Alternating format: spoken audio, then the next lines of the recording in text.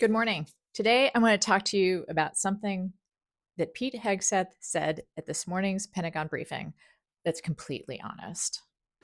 CNN doesn't think we thought of that. It's a fundamentally unserious report. The sooner David Ellison takes over that network, the better. So, everything he said around that is lies, propaganda. What's unusual is that bit of truth, the outright saying that the administration is looking forward to a major news organization becoming part of its propaganda arm. That's the quiet part out loud. And I want to talk to you about what you can do about it.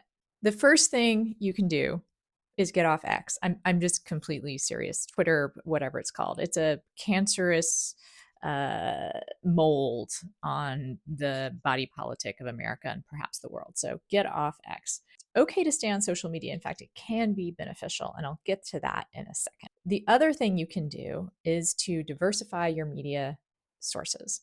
And by that, I don't mean something that people have said in the past, which is to get sources from the left and get sources from the right.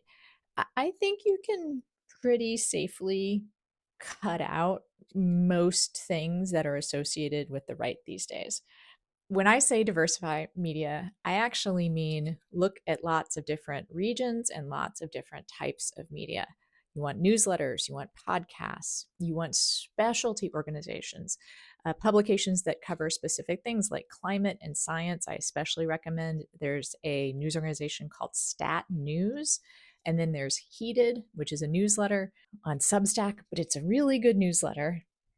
Also, the Marshall Program, which is a nonprofit focusing on the criminal justice system.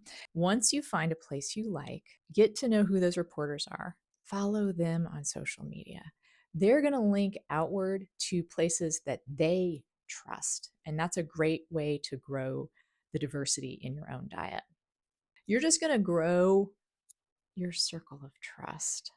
That's probably the most important thing you can do, except for don't just repost things that seem interesting. I say this in part because it happened recently. It's Girl Scout cookie season, and lots of friends of mine were reposting a statistic kind of out of context that said 100% of Girl Scout cookies had microplastics in them. Study itself is not peer reviewed, and we don't know if it has much basis. It was a very small study as well.